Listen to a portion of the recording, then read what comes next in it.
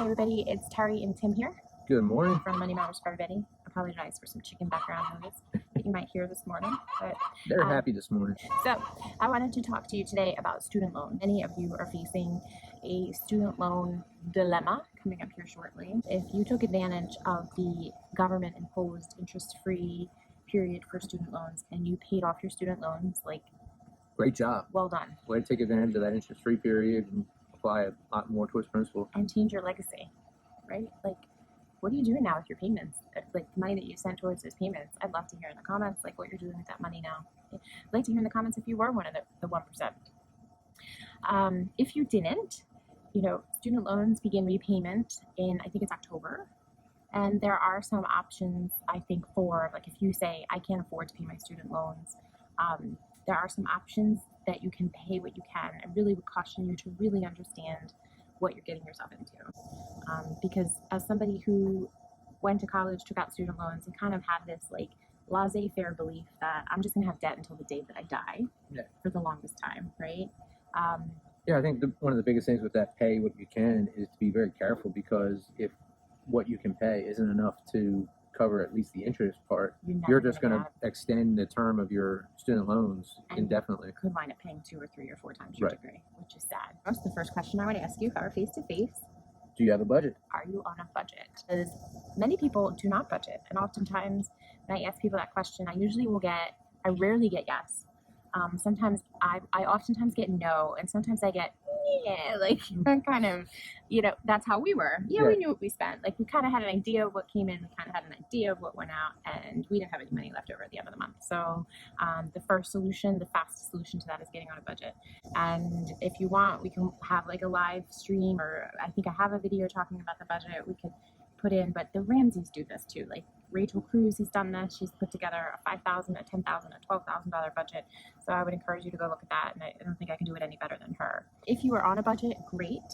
93% of millionaires create and stick to a budget. So should you, so should I. We want to be millionaires.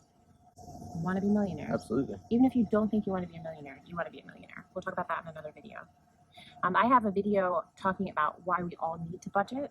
And we live in the land of opportunity. So we're the top 1% of earners in the world. If you live in the United States, you're the top 1% of earners. You have to budget, because we live in the land of opportunity. There's people constantly bombarding you to take your money, to find ways to take your money.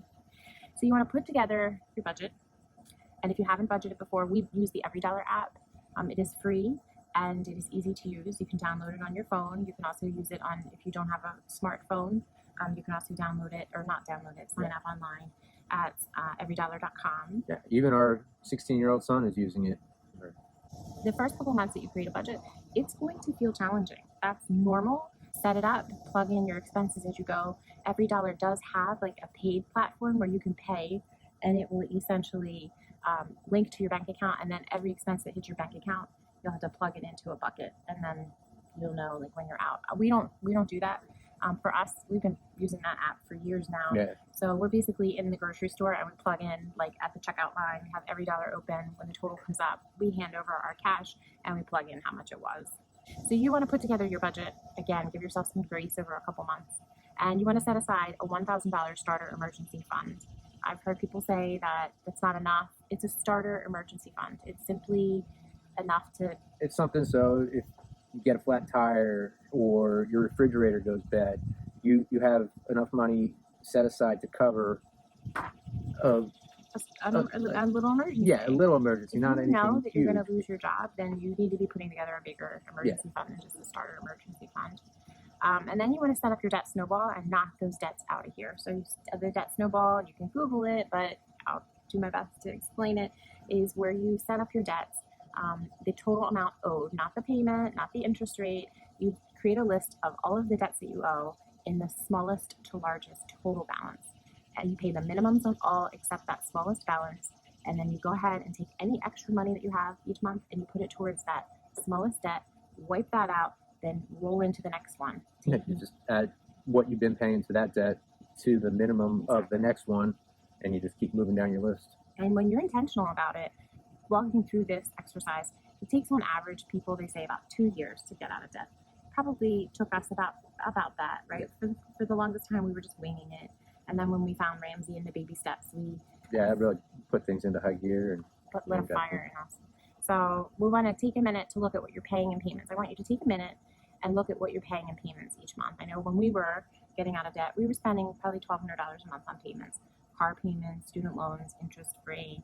Now that $1,200 a month gets invested, and then some, beyond $1,200 a month, and that, I don't know, I can't describe to you how that feels, not having to pay the lender each month.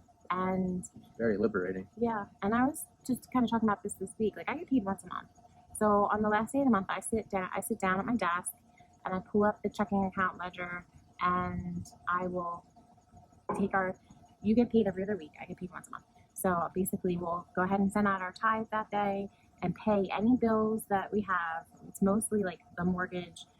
We set aside a fair amount in escrow for taxes and insurances, and I pay the boys their commission for any housework they've done for the month. So we want to encourage you that you can get on a budget and get out of debt. We want to encourage you, like, don't put your head in the sand when it comes to your student loans.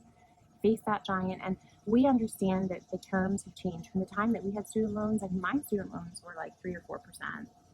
Yeah, they were $160 a month. They were a lot cheaper interest rates than what they are now, and even the repayment terms, where when we were in college, all of our loans were held off on interest until we were done. Federal subsidized were held off. I'm not sure about the unsubsidized. But no payments were due. Is Right. what I'm trying to say. I'm sorry.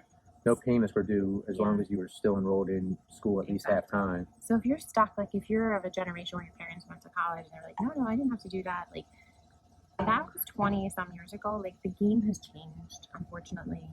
And I want to encourage you that if you have children going into college, that you really, please, I plead with you not to just send them to college assuming that it's the same game as when you and I went to college. It's not, and your kids are going to be the ones to pay for it.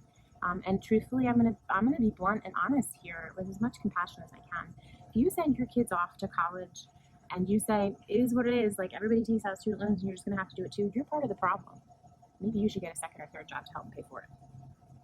Yeah, I mean, there's plenty of college options. There's so many college options. I mean, there's nothing wrong with starting at a community college. No, our community college is all in. It's still under 200 a credit this summer. This fall it goes up to 209 a credit.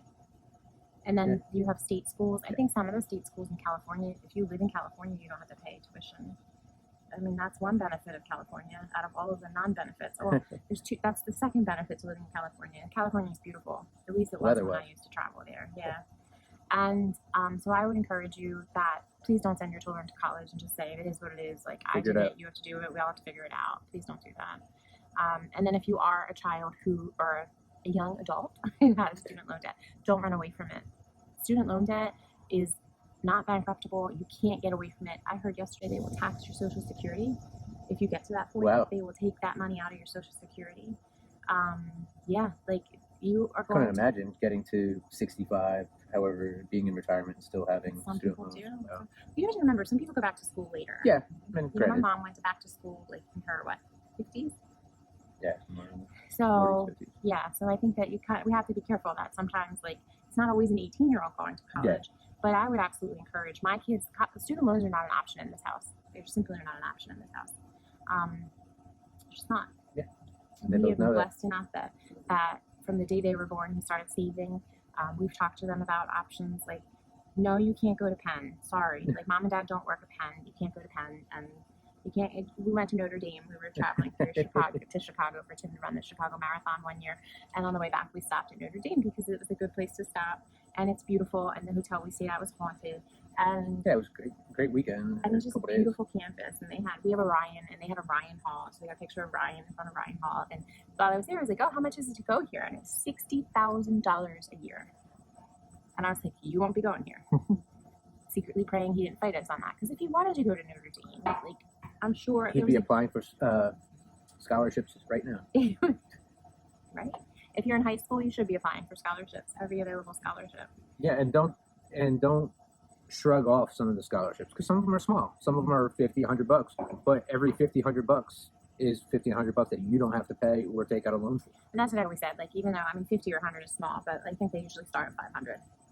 And so I would say, like, some people would shrug that off, like, oh, it's just $500 compared to a $60,000 Yeah. tuition. But here's what I would say to you: how much time did it take you? How much time did you put in to that $500 scholarship? And if you win it, if you're awarded it, because people are not going to apply because they don't think that Yeah. it's worth the time, and you write an essay, you complete some trivial task, Yeah, you do 2-3 an hour or hours, two, or you're not going to make $250 to $500 an hour anywhere else in your life easily, legally. Yeah. I know you remind me of that Legally. So, anyhow, want to encourage you, please don't stick your head in the sand if you have student loan debt. If you need help, reach out. We're happy to walk you through the process of creating a budget and getting on a plan to get out of debt. Yeah, but if I could get accustomed to it, so can you. Man.